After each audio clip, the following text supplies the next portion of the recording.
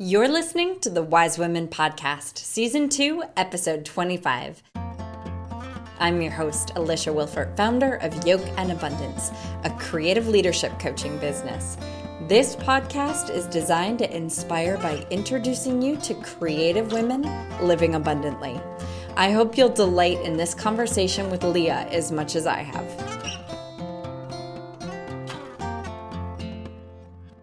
Yoke and Abundance friends, after last week's podcast, I wanted to give you something tangible that would be useful if you have goals that you also really want to achieve. What do you keep saying you want to do but haven't done yet? Let's sit down together and make whatever it is you're dreaming of possible. Register for my free 1-hour goal-getting workshop. In this workshop, we'll look at what you want to do and begin mapping the course to get you there. I'll give you all of my best tips and tricks for achieving goals. You'll get a goal-setting worksheet and my best checklist for actually achieving the goals you set. Join us for this free 1-hour goal-getting workshop Monday, February 11th, 7:30 to 8:30 p.m. via a Zoom meeting. Please register in advance by visiting the Yoke and Abundance website and going to our events and workshops page. That's www.yokeandabundance.com. Today's interview is actually a blast from my past. Someone I've known since I was in the 7th grade, Leah McNaughton Lederman. She's an editor and a published author. We talk about owning the title of writer and how overwhelming it can actually be to step into our writing goals, and how things we said and did in high school will reverberate throughout our entire lives. This interview is a nostalgic one for me, and it's one I'm really excited to share with you because Leah is such a creative person, and she's real about what it's like to be a mom and a creative, a mom and a writer. I hope you'll love this very personal interview that not only gives you a peek into Leah and her creative process, but gives you a peek into my past as well. But first, a word from our sponsor. This week's sponsor is Triad Local First, a nonprofit, membership-based organization in Greensboro, North Carolina with members throughout the Triad. Triad Local First members include independent, locally owned retail shops, real estate agents, insurance brokers, marketing and advertising firms, accountants, dentists, restaurants, farmers, breweries, and more. TLF's mission is a commitment to building a strong local economy and a vibrant, unique community.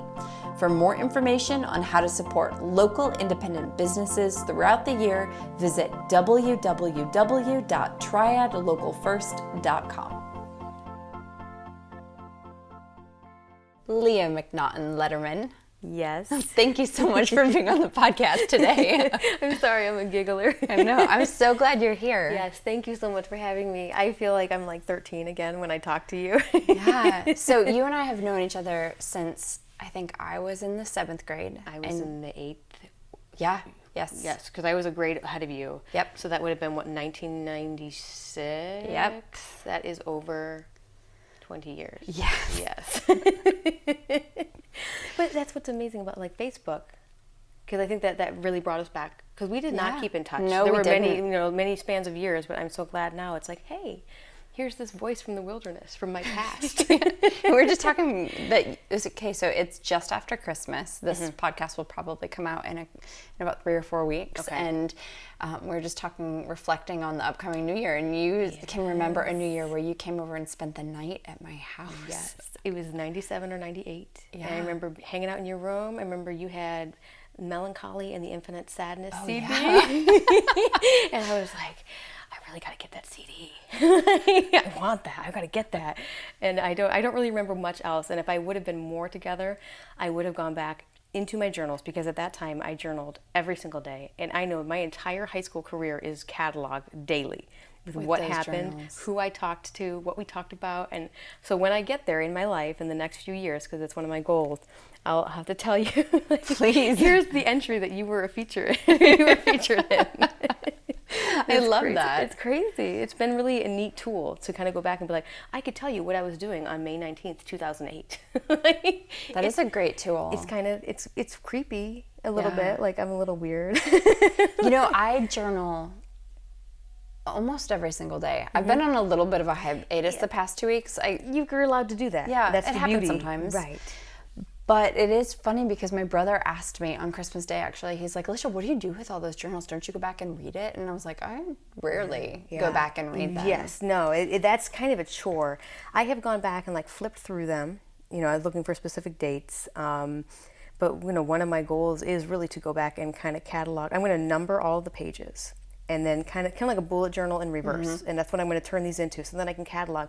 Here's when I was dealing with this type of emotion, or here's an episode with my dad, or an episode with one of my brothers, and catalog all this and then turn these into memoir type things. That's a huge undertaking. That's going to take me several years, but I'm hoping to start. I'm thinking 2020 is kind of my goal for right now. And we'll just see. I've got other projects I have to clear first, but that's one that's been, when I was writing them, that was always kind of my thought. Was like, when I was like 12, it was like, well, when I'm famous, these will be worth money. And it's like the hubris of the young. Like, I was such an idiot. Not at all. But then I think it took many years to realize I'm not looking for fame, but I do seek an audience. Yes. And that was a big help to me to understand that. It's not that I want to be famous, but I want people to hear what I have to say. So now I have to figure out, what do I have to say? Right. And so the best way to do that is to look at what you've been saying for 20 years. What things rise to the fore? What cream rises to the top? And that's what I'm hoping to find as I go through these. So we'll see. Well, and that leads me to kind of why you're here, too, because you're a writer. Yes. A writer and an editor. Yes. And honestly, I think hindsight is 20/20, but as long as I've known you, you've been a writer. I've been writing for all that time, and it's very funny to even hear you say that word to me, that sentence, you are a writer, because when my second son was about less than a year, I was a keynote speaker for the Shapiro Writing Festival at the University of Toledo, my alma mater. And I had actually been selected to be an intern for that festival when I was in graduate school. So it was a big homecoming kind of deal for me. Full circle. Yes, and it was here I am. And they asked me to come and speak about editing. And at that time, I kind of was thinking, well, I don't want to sit here and talk about working on other people's work. I want to tell them, like, hey, I'm a writer too. And so that was the first time I kind of threw that stone out there. And I did say, my goal is in 5 years, it's taken me 5 years to feel comfortable telling people that I'm an editor, because I was freelance and I kind of felt imposter syndrome. So back at that time, that was 2-3 years ago, I said in 5 years, my goal is to feel comfortable saying I am a writer. And so I'm about 2.5, 3 years out, and I'm getting there. And then someone else just said it. You just said it to me. So like, it must be catching. I mean, I've read your work. So. It was in a book. It was in a book that I purchased. I know, but it's still like, I feel like, no, it's not true. No, I'm not doing that yet. And I should also say, so I'm so lucky right now, because not only do I have you sitting in my parents' living room, but I also have your daughter who, how old is she? She is 3.5 weeks. Or today's what, Wednesday? Weeks. Yes. Months. Months, thank you. I also still don't sleep. So yeah, she's 3.5 months, and she'll be, last Friday she was 3.5 months old. So if you hear she's like slurping on her thumb. So if you hear weird noises, that's what it is. That's Maple. And she's just so relaxed and chill. She likes to lay on the floor so she doesn't get too hot, and she just relaxes there. I do hold her, but that's what she wants. She wants to just lay there. So she's happy. There's blankets. It's soft, and yeah. So. Well, before we get going, would you like an animal spirit card? I do want this. I'm so curious. I mean, this definitely takes me back to high school. I'm sure we played with tarot cards in the past, and yeah. So, are you familiar with the animal spirit card deck? Really am not. This is my very first thing, and I'm really excited to tell my sister-in-law about this. Oh my goodness. We spent Christmas talking about her spirit guide being a snow leopard. Yes. We'll see. So do I get to choose it? Or you are going to choose it. So this is a deck that has all of the 4 elements represented in these animals. Earth, and then wind, fire, water. And it. then there's a 5th element, which is spirit, and those are creatures not of this earth. Got it. So I'm not sure what you'll particularly get, but put your hands on the cards, close your eyes, and take a couple big, deep breaths. Okay, let me get comfortable. Yeah, get cozy. Okay. You're going to hear me doing heavy breathing. Yeah, go for it.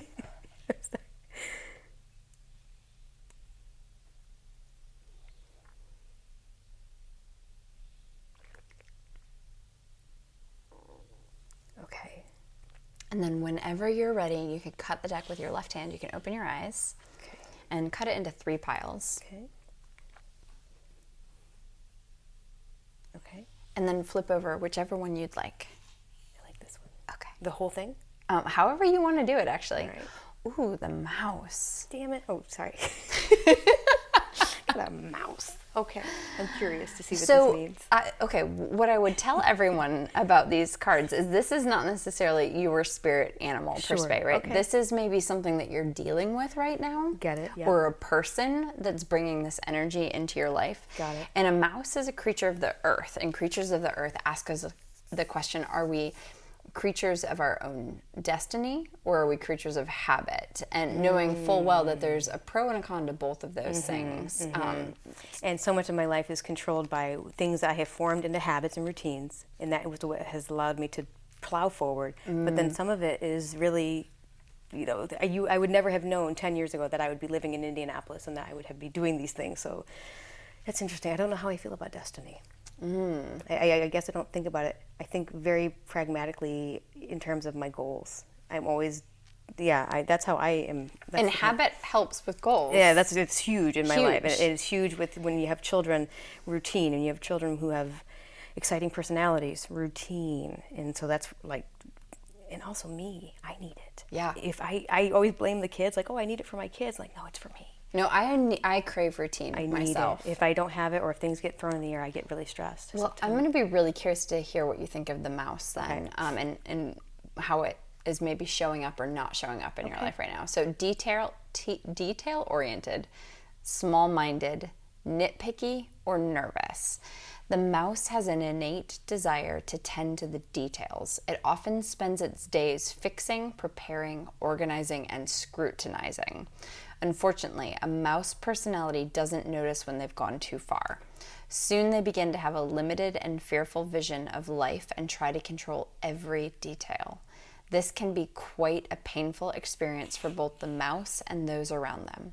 When mouse energy is at play, step back for a moment. It may be time to find a more purposeful project to delve into, one that's worthy of your exacting eye. When in balance, organized, resourceful, and prepared. When out of balance, busy with no purpose. To bring into balance a meaningful project. Yes. That is one of those, like, I hear people say when they have, their astrology or zodiac or tarot cards, they say, like, oh my goodness. I really feel that right now because that's me to a T. Really? I just recently on Facebook, I was feeling very, very stressed out. I can't even remember what it was now. It was something important though, and I was rightfully stressed. But it was my son in school, so I was very stressed out, and I was stress cleaning. And my younger son said, oh, Mommy, can I help? And I was like, you know what? This isn't even about the mess right now. It's about, like, I just need to clean. And I had to kind of tell him, like, no, you can't actually, because Mom's freaking out. And I knew what I was doing. I spend a great deal of my time, yes, I organize, I have a bullet journal, and I list out things I'm going to do. And did I get my goals this week? And da-da-da-da-da-da-da. And I think about things all the time. It's all I sit there and I just think about things I said, things I should have said, things people said to me, or things I should do. Constant. And this is embarrassing. How does that show up in your life as a writer? Let me think. Because I was having thoughts while you were reading that. Yeah. Do you want to take a look at it? Yeah, thank you. I do sometimes fear bigger projects. So that's the limited and fearful vision of life, trying to control every detail, and that's why editing is so nice for me, because it's like, oh, I get to fix it all up, and it's like Tetris for my mind. And I think I stole that from a client of mine, that phrase, Tetris, Tetris with words. But it's very satisfying. It's just that that nice and neat thing. It's organizing and moving a paragraph here or there, and so that really fits with editing. And it's definitely a sense of tangible outcome, and that's a huge key word in my life right now. Like if I edit something, it's a project that's done and finished and put away in a little box. Whereas with writing, it can be very overwhelming to me to step foot into a new project or idea because it's so big and messy. And I want, writing is one word at a time. There's no more detail-oriented than that. Right. And I take it very seriously. I need the right word for this. And I have agonized over finding like the specific word. And now I will, because I have trained, I know these things about myself, I don't stop writing because I can't find the right word. I just kind of even will put a placeholder in brackets and then keep going. But I'll sit there like, no, I need to have the exact perfect word. And I feel like, I can't think of an example right now, but I feel like there's been a few instances where like, it took me like a year or two to like, there's this one thing that I want to find a word for. That's why I love those lists. They have words that aren't in the English language. And I always look at those because I'm always searching for, I think about nostalgia for the future. And I don't know how to, there isn't a word for that. Yes. And I think about it a lot. And maybe it's wistful. Is it hopeful? But what if it's not hopeful? What if it's dread? I don't know. This is something that I think about. But I love that. I love it. I'm just trying to think of a word for it because I'm a very nostalgic person. I like to, coming back to Toledo, coming back to different places and visiting, or smelling old medicines that you took when you went to 6th grade camp. Yes. Yes. I'm very, very interested in that kind of thing. And so I think about, sometimes I feel that way about the future. Like I feel like there's a certain feeling I have when I think about this, and I can't so that's like a 10-year project, trying to find that word, and I'm still working for it. But as far as writing, sometimes it can be difficult for me to step into something new. So because I'm a pantser, which means I don't really outline necessarily. I just kind of have like, there's an idea I have for a story. I've got this character, and she's a cleaning lady, and she's kind of neurotic, but maybe is she, is it in a dangerous way? No. But she's definitely disturbed, and I just kind of put her... Is there danger around her? Yes, and sometimes there is. And I put her in a situation, and then I've just kind of been... It's almost like, this is a weird way to think of it, but I'm thinking of like you're taking steps forward, and as you're stepping forward, your footsteps are illuminating that dark. Yes. And I don't know what direction I'm going to go, but wherever I go, there's a little bit of like, oh, okay, now it's illuminating this, but I don't go into the room with the lights on. Right. That's a really beautiful way to put it. Yeah, I'm using a flashlight, or I have, a headlamp or something, but I can only see what's right there directly in front of me. It's very hard for me to sit down and say, okay, I'm going to do this, and this is what's going to happen to her. There have been a few times that has happened with certain stories, and it's like so satisfying, because that's that whole like nice boxed feeling. Right. Hey, she's going to do this and this and this, and boom. The first story I ever had published was definitely that. I still mulled it over for 10 years. That's how it affects my writing. Is I tend to mull things over and work things to death in my head. And then after a few years or a few months, whatever the case may be, of really thinking it over, I write it down and it all comes out. So that's kind of like the one way that it happens. But you have beautiful writing habits as well, though, right? I mean, you like write every day, and you have a certain word count that you try to hit. No, not necessarily. No? I go through spurts, definitely, but I definitely go through valleys. I kind of like you, like, the last few weeks I haven't journaled, but I have a list written down of like things I want to write about when I do get down to my journal. Like, you need to write about these things that happened over Christmas break, because I need to dissect them in my mind. I need to have them written down, because in 5 years I won't remember it. Right. And that's a big one. I'm really huge on memory, future, past, memory, and time, the passage of time and memory. These are things that I buy books about and I read about, because it just fascinates me. Memory plays tricks on you in a lot of ways. Huge ways. It's interesting to me, the nostalgia that you're talking about as well, because I just went to Rock Show, which in Toledo, Rock Show is bands of folks that you and I went to high school with. That on you. Justin Dumas was there, right? Yes. Okay. So people that we know collectively, like Mike Schwanbeck and Bakers, both of them, people that those listening to this probably will have no idea who that is, but there's this nostalgia. But if you know. And so they do this every year, and it's the day before Christmas Eve, and it's typically...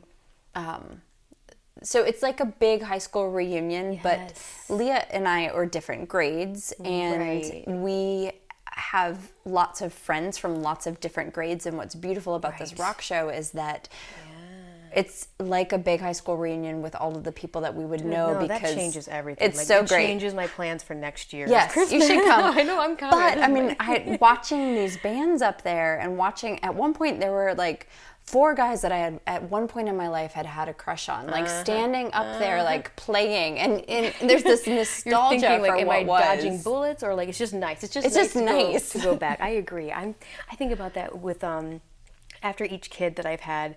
I haven't ever suffered from postpartum depression, and I'm fortunate in that. I mean, I've definitely had postpartum anxiety, or just times where I felt like there was a filter over everything I was looking at.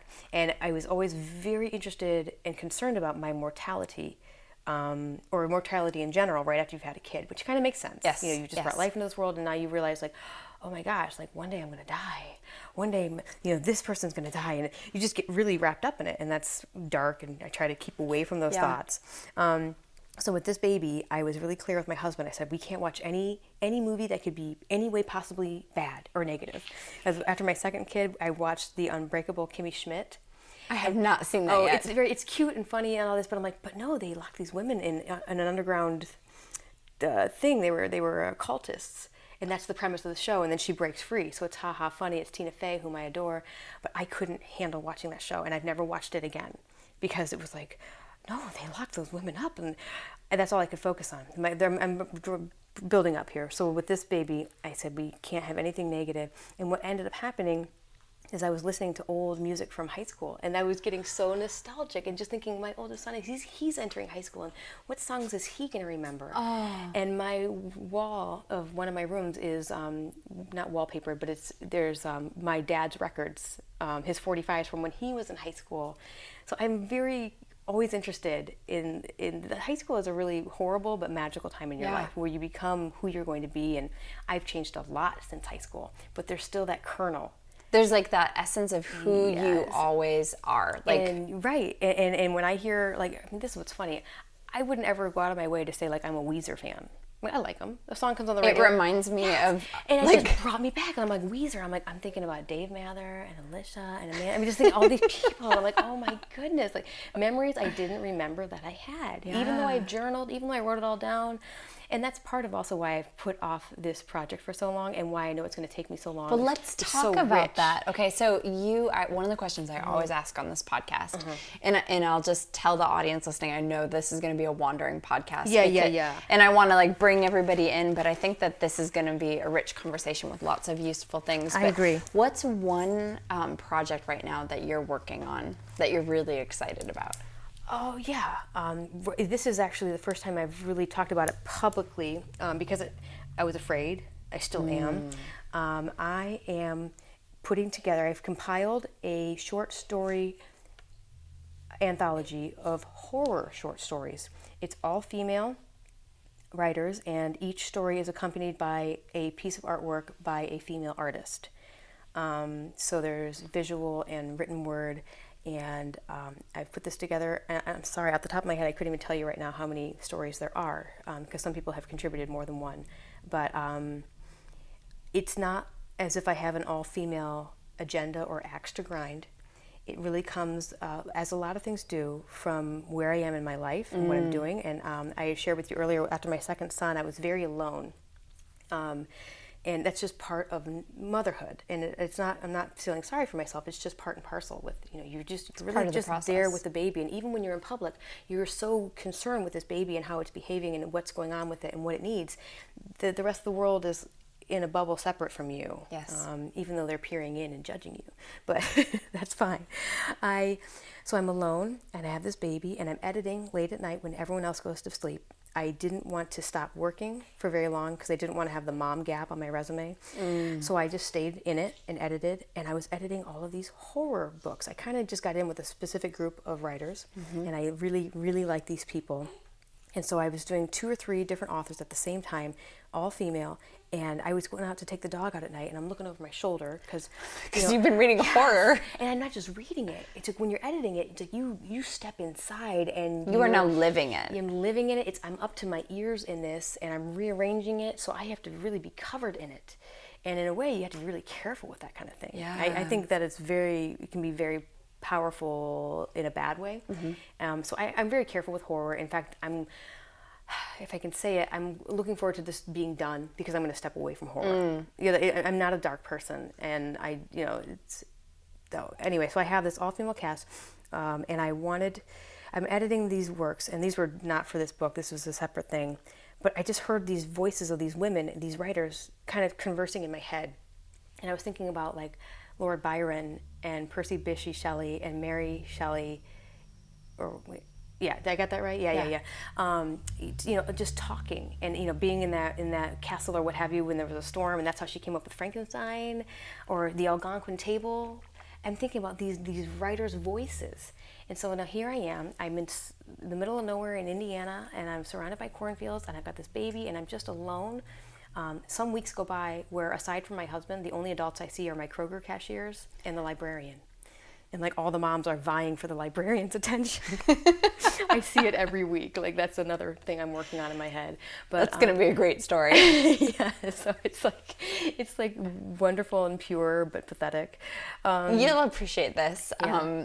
I just, being in Toledo, decided to go back to the library that I grew up going to, and so I happened to be driving down the street, and it was Sunday, and I was like, oh, I didn't realize the library was open on Sundays. I think I'm gonna pop in. Nice. And they've completely redone this library, and it was, I think the Sanger branch, I believe it is in Toledo, and on Sylvania Avenue. Right. And I walked in and I was like, nope, doesn't look anything like I remember it. And the librarian stopped me and she's like, do you need something? And I was like, I need to leave is what I need to do. I had the opposite, where I went to the downtown library, which I had grown up going to, and I was just, like, I didn't ever appreciate this the way I should have as a kid. Yeah. So it was pretty magical. But so I have all of these women's voices. Hi, baby. It's okay. Oh, she's gonna cry a little bit.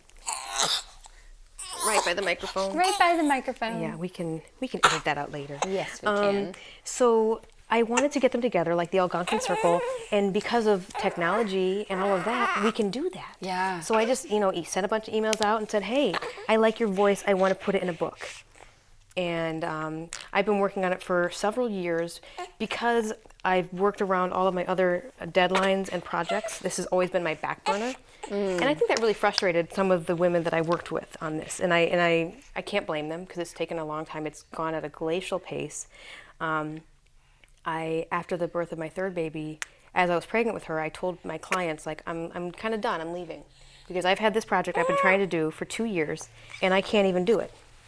Because and I didn't tell them all that. I'm not trying to complain or be bitter, but part of my issue, speaking of being a mouse, is that tangible outcome.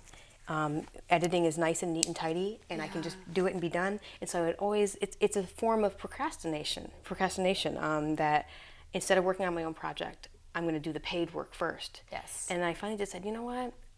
It's not worth it. Yeah. It's not worth it anymore. I need to do my own thing. So this year, I've got everything is just about wrapped up. I've got 1 or 2 loose ends, and I'm going to run a Kickstarter. Because I did approach a few publishers, but short story anthologies, boy, you really have to have a huge platform. Following, yes. yeah. And I just, even with all of us combined, and there are some women on here that have pretty big followings. They run the con circuit and they do comic book things. And they do have the following, but anyway, we're going to self-publish it, and I'm hoping that's going to be done by the end of 2019, and that's going to clear off a whole lot of room for me to then work on.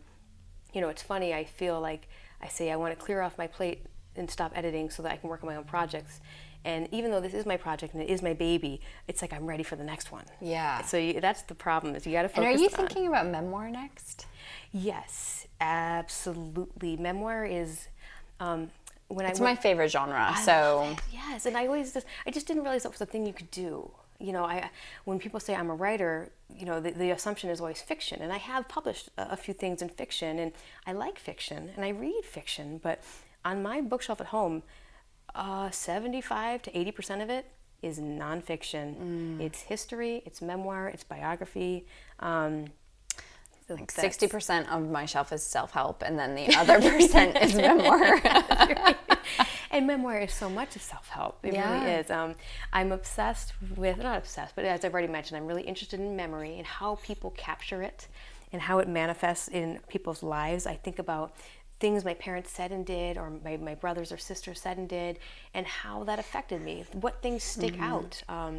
Something you said earlier, we were talking about how memory plays tricks on us, and you'll appreciate this because you and I met because I was wearing my yellow Beatles shirt and you liked it. I did. I remember that. Yeah, that's how we became friends, was you commented on it. And the song Eleanor Rigby, and I'm going to screw it up because I haven't read this recently. But they played that at Rock Show this year. Of course they did. They knew I was going to talk about it. This tangled web we weave. Okay, so the name of it is Eleanor Rigby, and when they asked Paul McCartney, because he wrote it, why did you name it that? And he said, I can't remember what Eleanor was, but he kind of had it was some lady or what have you. But Rigby was the name of a shop. Hi, baby. Yeah, you want to talk about the Beatles too. Yes, she does. She listens to them. Rigby was the name of a shop, and he used to walk around while his girlfriend was on a movie set, and he saw this, so that's how he put it together. But in the churchyard where John Lennon and Paul McCartney met, there is a gravestone that says Eleanor Rigby on it. Oh my goodness. I am not kidding you, okay? So it's these kinds of things just I feel like you might have told me this story before. Everyone who's listening who knows me is like, oh, there she goes, that Eleanor Rigby again. You would think if after I told so many people I would actually do the research and find out exactly what Paul said. No, but it's better to remember the story that you've been telling. Yes. I wrote a whole paper, several papers. I presented 2 different papers about on the Battle of Malden. It's a poem, an Anglo-Saxon poem. And the reason it's so interesting to me is because most of the poem is missing. And so we just have a fragment of this poem, and even the fragment we have is a copy of the original manuscript. So it's facsimile and it's a palimpsest. It's underneath there. It's underneath layers of memory and what cultural memories we've assigned to it, what cultural significance we've assigned to it, depending on what century we're reading it. All of this stuff boggles me. Yeah, and so when I think about memoir, that's what I'm thinking about. I'm looking at the records on my wall that were my dad's. I'm thinking about him as a teenager. I'm thinking about capturing myself as a teenager to project what my children might be as teenagers and how do we line up. And I think about this all the time, and I think that memoir is going to help me hash it all out. Yeah. Because it's such a mess in my head. And I get excited when I talk about it, but I'm also very confused. It's so big. And that's, again, that walking into the room, it's not lit up, but I have an idea. And the goal is basically first just to organize my notes, go through. I have a solid, I think, 7 to 8 years of almost daily journal writing. I lost it in my 20s.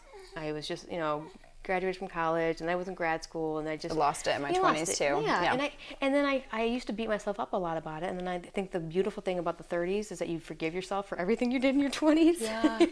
And you just let go of it, and you move forward, and it's just, I really love it. And there's a lot of things I want to hash out with my dad. I know he died 3 years ago. He died just after the birth of my second son, and really unexpectedly too. Very unexpectedly. I mean, it was really out of nowhere. That was just, it hit hard because he was very healthy, and he was at the gym and he ate well. So it was really devastating, and obviously, but for that, because it was so sudden, and I had a brand new baby. So speaking of mortality, and postpartum depression, and it just, it was so interesting to see, to be at my mom's house with all of us there, and there was such a depth of grief. People coming in from all over the country to express their condolences, people calling, and there were some people who were calling and just in tears, and we were comforting them. But then I had this brand new little baby who really wouldn't let me put him down. Not this girl, she spent half, she loves to just be on her own, but Oliver was different, and he really needed me, and I would just have to separate myself from all of the busyness and the people, and I would have to go into a room and just be quiet and nurse him. And it was really... And sit with your own grief? Yeah, well, I was sitting with my own grief, but also my joy. I have this little baby. I have this sweet, sweet little baby who I'm just in love with. My brother Zach, whom you do know, he is a writer as well and a poet, and he reads a lot. My mom and I took him, all of us had to go home after the funeral, and we kind of dropped off slowly, go right back to Cleveland, right back to where you got to go. And Zach came up from Florida, so my mom and I drove him to the airport, and I walked him, I had that image of him walking away, and I looked down and he had forgotten his books on the back seat, and it was too late, and well, I have these books now. One of them was Khalil Gibran, The Prophet. And I told him, I said, Zach, you left your books. The other was Philip K. Dick, Valis, and that was not something that I was ready to read when postpartum. Like, but The Prophet. Yeah. Well, that was funny because he said, well, I kind of left The Prophet on purpose. The other book I'm going to need back. And I tried to read it, and I was like, yeah, I can see why you need this back. It's not for me. But so I read The Prophet, and I read the poem about joy and suffering. And I stopped. It was just, at that point, it was just me and my mom. And I knew I was going to stay with her for about a week, just to be with her and get things in order. And I'm kind of her sidekick. My mom and I are very close. And I said, Mom, I have to read this to you. And we read his poem on joy and suffering. And we cried together. We just wept. And I thought so much of, here's this picture of me in this grief, in this house filled with grief. And it was so big. It was so immense. And then here I was with this tiny little human being. And the joy was just as big and just as immense. And it was so tangled. But so that poem captured that. I'm gonna add a link in the show notes to this of that poem, because I can't quote it. Well, and it's interesting because the theme that keeps coming up on this podcast in the last season, and now it seems like in this season too, is that joy and grief and joy and stress are two sides of the same coin. It's like you can't have one. Like before you and I started, I mentioned that like I'm personally in a valley right now. Like I'm having a really tough time, and yet there's still so much joy. And it's interesting how sometimes when you're in the valley and you see the joy, it's like you don't want to let it in. Yeah. But it doesn't mean that it's not there and that you can't access it, but you have to open the door. You do. No, that's a beautiful thing. I have this image of, my family has a little bit of land in Maryland. It's right on the corner of Pennsylvania, West Virginia, and Maryland. A little pocket of land, and there's a cabin. I think my great-great-grandfather got it, and he passed it down to his kids, and now we're there. And it is in a valley, quite literally. In a valley. Yes, and you can tell, I mean, the sun sets early. We go there in July, and the sun sets early. Like, it gets dark at like 7 or 8. Wow. Because you're in the valley. And so I do have an image of, you can see sunbeams coming down, and you see them sparkling through the trees. I mean, that's the joy. It is there. You kind of have to chase it. And you have to pay attention. You have to pay attention, and chasing it is not always possible. It's just not. When you're in there, you can't. So I don't want to stretch the metaphor too hard, but I just had that image when you said that. Like, because I feel like I have been through many valleys in the last few years, and right now, for the first time in a very long time, and I don't say this, and I feel weird to say it to you after you just told me you're in a valley, but like I feel like I'm at the top of the highest mountain I've ever been in my life. That's so great. And I keep waiting for the other shoe to drop. Well, no. Like, enjoy being at the top of the valley, because we all in life, there are times we're at the top and there's times that we're in the bottom, and I just keep thinking, like, how negative am I that I'm like, I keep using it, and I hate to even say it. Like, I whisper it to my notebook, blissfully happy right now. Yes. And I just feel like, I have this beautiful, complete little family unit, and I'm just very happy, and my husband and I really love each other, and then I kind of think, like, what's gonna go wrong? No. Someone's gonna die. Like, it's awful, but that's how I am. And like, that's the anxiety, right? You're right. That's the little thing that's gnawing at the corner of my mind. And that's the thing too about, like, in Buddhism, it's like that takes us out of the moment, right? Yes, like the moment is actually joy. Yes, and I have to really train myself. Now, I have even done, when you're a parent, there are so many parenting platitudes, and it's just like gag worthy, and I've written about this, and I'm planning to write more, and I don't mean to denigrate anyone's experience, but it really bothers me when people throw out there like, oh, they grew up so fast, enjoy it while you can. Because I'm just like, no, I live in this. I'm rolling elbows deep in this every single day. And when I look back at pictures of my older sons when they were babies, I think, it feels like it's been about 9 years. It doesn't feel like that flew by. Right. It feels like I was there every day. And now some people aren't. And there are different conditions. And I don't mean to speak ill of anyone else's experience, but I feel the same way when people say they grew up too fast. I'm like, no, they grew up just fast enough. Just fast enough. If they grew up any slower, I would go nuts. Oh, you fasted? Maple wants to be on the podcast. Yes, she does. I love it. Yes. So I lost where I was going with that, but something about parenting and platitudes. Well, I have another question for you, because it was something that we were just... She is talking to you. I know. Hi. You can be on the podcast too. We were talking earlier about how after your first son was born, you moved to Indiana. Yes. And you wanted to get your PhD. Yes. And you were not accepted into a PhD program, and which blows my mind, because I just have to say, you are one of the most intelligent. The McNaughtons were always the most intelligent people that I had ever met. And you were talking about how that was tough. Can you talk about what did that feel like, and how did you get out of that valley? It took a long time, and I think the reason, I'm on this high mountain right now, and I kind of like, I'm hating myself, and I don't want to tell people, because when I was in the valley, I tried not to be jealous or hateful, right? But I was like, I kind of hate you for being on a mountain, for being positive. We moved to Indianapolis. My husband was starting up a company, and he was working crazy hours of the week. I had a 2-year-old baby. And kind of, and not that he needed to sweeten the deal, but I was hesitant to move out there. We didn't know anyone out there, and kind of sweetened the pot was saying, oh, you'd only be an hour from Purdue, you'd only be an hour from Indiana University. And I also I applied at 2 other places. As far as, I appreciate your compliment about my intelligence. Unfortunately, that's not always even what they're looking for in a PhD application. I don't want to use the word politics, but there's a lot of, they want to see what you're capable of as an academic.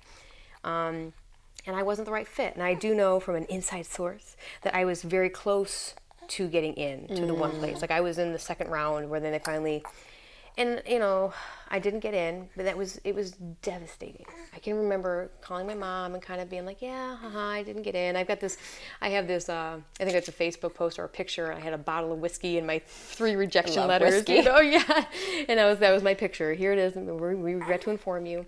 And I talked to my mom, and I was kind of like, oh yeah, it's okay. We'll just do something different. Yada. And she listened, and and then she just finally said, in a very nonchalant way, you can be strong all you want, but your mother knows. And I get it. She knew. That was, my heart wanted that so badly, and it always wanted it. And then I guess I just realized I don't know how I got out of it. I was working full-time teaching. I went to several different places. I think I got out of it by I had to stop focusing on myself so much. I was kind of forced out of it. My oldest son, I think I told you earlier, he has some health problems with food allergies and asthma, and he's a normal kid, but I didn't want him to be the youngest. And I really, even though I didn't know anyone out there, I thought, I'm not going to pursue this PhD. It's not going to work. This is gone from my life. I have to let it go at this point. Maybe 10 years we'll go back, but right now it's not going to work. So I think I'm going to have another kid. And, I'm going to have this baby, and I'm going to be here by myself. My husband's going to be working a lot. And it really, and I don't want to say this on a podcast so it's permanent, but he's a temperamental kid. He's a big handful, and he's full of life and vigor and spit. And he showed me a lot about myself, because a lot of the things that he has trouble with dealing with are things I have trouble dealing with. And so I started to really see, like, here is this kid who's having complete crazy meltdowns, and I get it. I understand why he's upset, and I can kind of translate, and not all the time, and I miss the mark a lot, but a lot of times I'm like, oh, I know why you're upset. I can trace this back. So I learned to read myself in a new way, and to see yourself reflected, to see your worst qualities reflected in this little kid, and to see them suffering on account of it. I just thought, I just had to let go of a lot, and I had to treat myself differently. I learned to treat myself. Here I'm reading all these books, I'm researching how to handle him and how to help him, and I'm even telling my husband, like, okay, and seeing my husband saw me doing these things, and he took cues from me. So instead of fighting over how we're going to raise these kids or what have you, or, we started to really get on the same team. And so just slowly but surely, like, these difficulties that we're facing are uniting us, and it's forcing me to treat myself better, because I'm seeing, you need to talk to him this way. And I said, you need to talk to me that way. So I'm curious, how do you think having children has enhanced your writing? That is a good question. And I don't know that it's changed the writing itself. I think that the writing itself is just different from project to project, from day to day. I think So I had to think about that too. How has it changed the actual art of it? And I don't know if it has. I think that it has made me much more honest in my writing. Why do you think that is? Because, as I keep talking about, being alone, I navigate my world via Facebook. I have a huge community that I have cultivated, and I use that word very carefully, very specifically. Yeah. And I am not, and I know many people who gush about their sweet babies and children, and I think it's wonderful. And I'm like, yes, you go and you gush, but that's not who I am. Right. So it has helped me recognize my brand. I've edited a couple of Russell Nolte's book, Sell Your Soul, How to Make Money Being a Creative, or I bungled that title, but it's something like that. It's been a few years since I did it, but he talks about it. My friend and client Dirk Manning, several others. They all talk about building a brand. We operate on social media and these platforms, so you're going to have to be a brand. And it was hard for me, especially I'm doing this horror thing, and I'm like, I don't really want to brand myself as a horror author because I'm not really comfortable with it. I'm doing this project because I think it's just a pet project. I thought it would just be fun. It would be a neat little thing to do, and I really admire the women that I'm working with. So I wanted to. Yes, she does too. So I really wanted to do that. So. I lost it. Hang on. I was talking about selling your soul, how to make money. Branding. So, okay, I'm just talking, out loud. I'm talking to my brothers and sisters and people online on Facebook about my kids, and it's always tongue-in-cheek. It's always sarcastic. I love it. It's biting. It's against the grain. And here and there, I'll be very honest. Like, there was one a few weeks ago where I was like, dude, guys, I am really having a hard time. And every now and again, I'll just put one out there, and I have a picture of me, like, drinking a glass of wine, because there's a whole mom and wine culture, which I kind of don't always like, but me and wine have nothing to do with parenting. There's a chicken and egg thing going on there. That's another podcast. That's a whole other podcast. We'll have to reconvene for that one. I just started realizing, like, okay, so I'm trying to brand myself. And I'm like, I have been branding myself. Right. I have been branding myself as a mom who's got these funny kids, who's just kind of silly and who likes to make these funny observations. It's not that my life is so crazy or my kids are so crazy, but I am the person who chooses to share that stuff. Right. And so I'm thinking there's certain things I'm very open about. And so my branding... and even as a person who doesn't have children, I love reading your Facebook posts. Well, and that's what people were telling me. Like, there are a number of people who have, like, even just messaged me or just said, like, I don't even have kids, but this is great. And I have had some people... It's because you're true. I think that's it. Like, I'm just very honest about it. And if I can't be honest about something, I don't post it. That's where I'm at. Like, if I'm not ready to be honest about it, I just leave it alone. I don't need to air everything out on here. But I do try to be honest in my own writing for myself. And I just think everybody needs to follow you as a writer, especially, like, you did a post about your husband recently. Yeah. And on your blog, what's the name of your blog again? We'll link to it.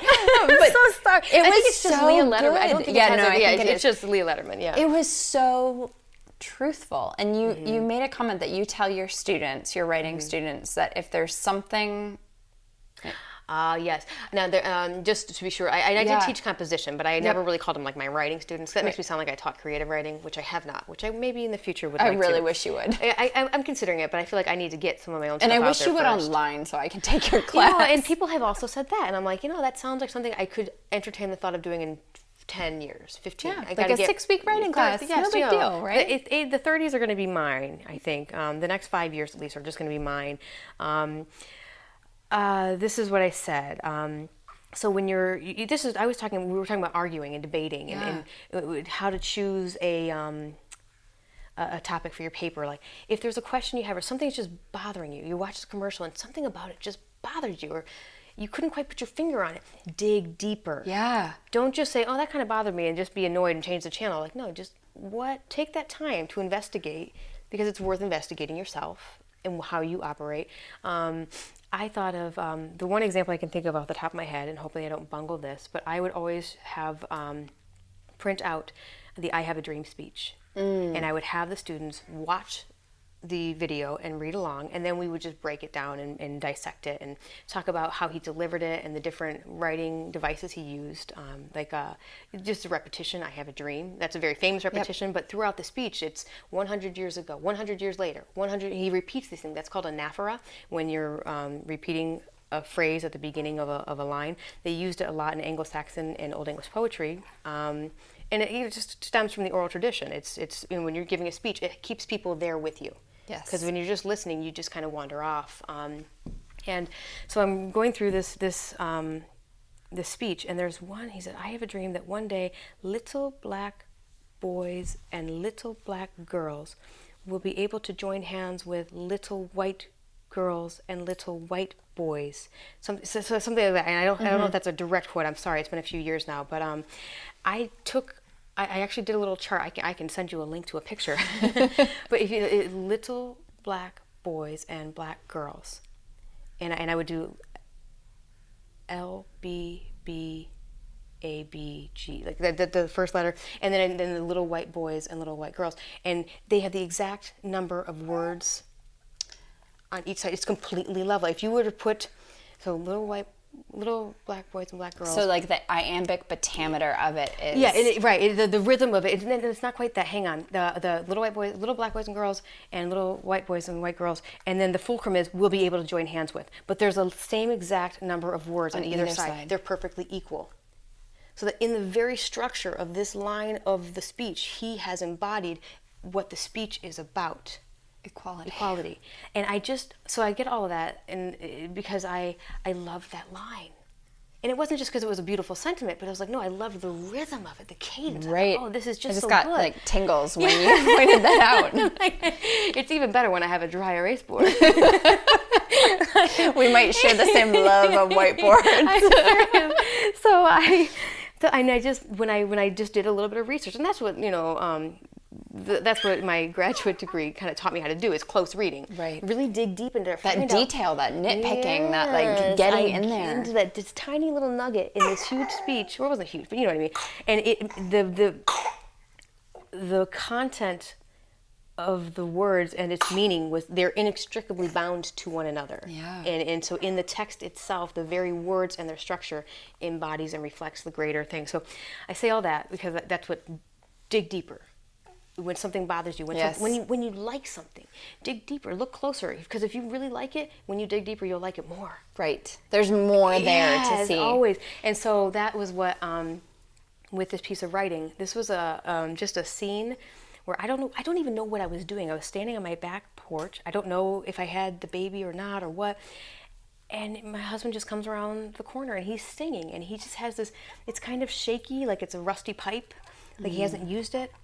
And I'd heard him sing, he would sing like, "Oh baby, you got what I need." And he would just do it really obnoxiously, like he wasn't trying to, and not that he was trying hard to sound good, but he was just he wasn't being silly. He was just singing from this deep part of him. And Rick and I have been together since I was 17 years old. So that is... You have a line in this that, like, for some reason... I had known him longer than I hadn't. Yes. The first time I heard him sing. And it was really true. And that, like, it was just bare naked truth. Gutturally, I can feel that line. Yeah, it's like, it's bare naked truth set to a rhythm. That's what that line is. And it just... And I'm not going to say I sat that this thing happened, he sang, and I just went inside and wrote down. No. That scene happened like maybe 2 summers ago. Yeah. And it just, while I'm cleaning, I love to clean because it clears my head. And I can just get lost in my head. Or when I'm painting, not painting art, but like my walls. It's just, you're just doing a mind-numbing task. Yeah. And you just let your brain wander. I love doing that. And that's when I get most of my writing done. That's why people think such great things at 1 and 2 in the morning, is because your brain's just relaxed. Or usually, you're just right there. So I sat on that for like probably 2 years. And then I just thought, okay, you've got to write that down. Yeah. And that's what I'm trying to start doing, is like all of these things I've had in my head swarming for several years. I'm like, start writing that down, Leah. Like, I cannot wait to read your memoirs. And that's what I'm trying to do. It's like, okay, you've been always putting it off or not doing it and procrastinating, and there's so many different reasons. And I'm not going to say they're all excuses. Like, no, there's just some things aren't good ready. Reasons. Or some things aren't ready to be written. And that's the other part. Like, I definitely think you need to be disciplined. I definitely think and I don't do a word count every day. I don't necessarily think that's healthy for someone in my station. Because if she is sick, or my other kid is sick, or just something happens, that really does have to come first. And if I have a word count I'm not meeting, I will resent my children. And that sounds really dark, but it's very true. This is the kind of person that I am, and that's not pleasant. But if I have something that I want to get done, a deadline, and there's something impeding me from meeting that, I mean, I have to practice deep breathing, and I can let it go. But at the heart of it, there's a resentment there that it keeps me from enjoying it, from being in the moment. So I have to be careful. I don't do these word count kind of things, but I really do aim for, like, every 7 to 10 days, I have a complete unload into my journal. Or what I'll do is I just turn on the audio on my phone. I open an email, and I go open speech to text, and I just start talking in my email. And that's what I did with this piece of writing about my husband. Is I just had been simmering it every couple of months. I'd kind of remember, like, you need to write about that. Something about that moment just really resonated with you, and I don't know why or what it is. And I started wheedling with it, thinking about it more, and I was cleaning, I was sweeping, and I started thinking about his voice and how his voice has always been, that was like one of the first things that I noticed about him, because my dad had a really big voice. And so then I was like, oh, let's compare your dad's voice to your husband's voice and how they're similar and how so it started becoming something. And then I don't have a time where I can just sit down for, an hour straight and just write. That doesn't happen for me. It's funny, the majority of true published writers that I know don't have a time where they can just sit down and write. Yeah, and some people really carve out that time, and different writers are different. I what is it? Stephen King has some quote about, like, life has to be about art, not art about life, or something. I don't know. A lot of people rave about his book on writing, and I'm like, all it really did was make people hate adverbs, and and I think it's great. It was a good book, but people really freak out about it, and I'm bitter, and I know I tend to be a bitter person. And well, when you write a book on writing, I'll buy it. I know that his wife is a writer too, but I just remember thinking, like, well, of course you got all that writing done. Like, who was watching the kids? So another project, and this is, again, probably a few years out, but I started vlogging about being a mom and being a writer, and that is a project I'm going to be doing. It's because I've read a lot of books on writing, and I've read a lot of books on mothering, and I want to marry the two. Yeah. And so I have the book set up, and I've started to kind of put these blog posts out, and that will be something I put out, is a book about how to be a creative person and a parent at the same time, because I think that book needs to be written. It's I think it does too. Was it Oprah who said it? Like, write the book you want to read, or was it Toni Morrison? I totally. Whoever said that was true. Was right. Well, I have the last question I have for you. Yes. 2 questions I have for you, actually. The first is, and this is an interesting one for me to ask you, because you were the first person I've had on the podcast who I actually knew when they graduated from high school. Nice. So if you could sit, like, your graduating from high school self down, or your graduating college self down, and give her a piece of advice, what would you tell younger Leah? Oh, wow. Okay, so I had to think about it. My knee jerk is thinking back to those times in my life and what was ahead of me that I know now. That I didn't know then. And I'm thinking about these 2 specific times in my life where I was in a huge valley. And one was just a few years ago, and one was a few years after high school. So I'd probably want to talk to that girl right as she's graduating from high school. And what do I don't want to just say, like, avoid going here. I don't want to be so specific about that, but, like, no,